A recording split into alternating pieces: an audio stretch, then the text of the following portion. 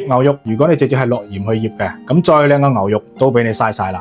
醃牛肉到底係用油醃定係用生粉醃呢？好多朋友中意食牛肉嘅，但係10個人入邊咧有9個半啊都搞錯晒啦。難怪炒出嚟嘅牛肉係又老又鞋霎霎嘅，一啲都唔好食。自己喺屋企炒牛肉，你只要記住我呢個秘訣，炒出嚟嘅牛肉咧都會鮮香嫩滑，食過都翻尋味。想要牛肉炒出嚟好食，重點唔係加咩配料，而係醃牛肉嘅方法。首先咧，我哋將牛肉身上最嫩嘅部位啊切成咁樣嘅薄片，一定要記住切嘅時候要橫住嚟切，將牛肉嘅紋路切斷，咁樣切出嚟嘅牛肉口感嫩滑。喺切好嘅牛肉入邊咧加隻雞蛋清同埋1殼清水。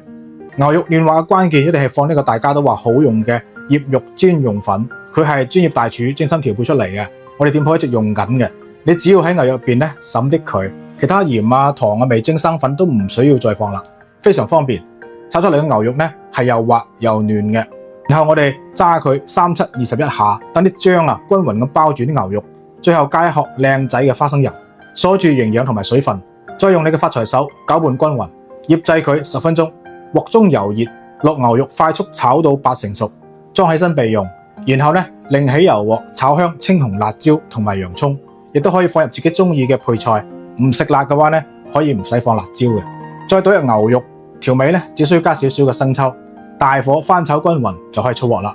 咁樣炒出嚟嘅牛肉啊，鮮香嫩滑，比豆腐仲要嫩，山珍海味都冇佢好食嘅。關鍵咧就係呢個醬肉粉，我哋仲可以用佢嚟醃豬肉片、魚肉片都冇問題，非常慳時慳力。如果話你唔知呢個醬肉粉喺邊度可以買到嘅，你可以點開我頭像，下面咧有個櫥窗嘅，趁住依家有活動啊，嗱嗱聲帶翻屋企試一試佢。